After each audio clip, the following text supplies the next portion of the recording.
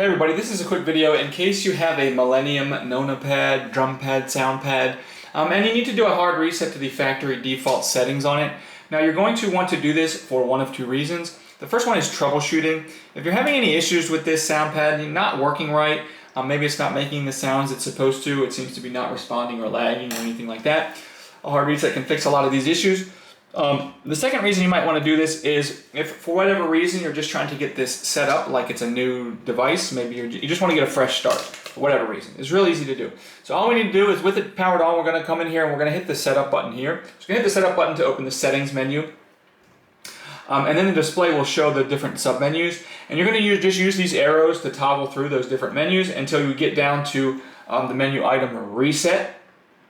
And then we're going to select the reset option and the display will show press OK to reset. So then we'll just come in here and press the OK button.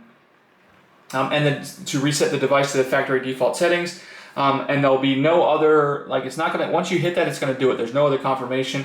The display will show resetting. And then once the device restarts and it will show up as welcome and you can set it up as a new device.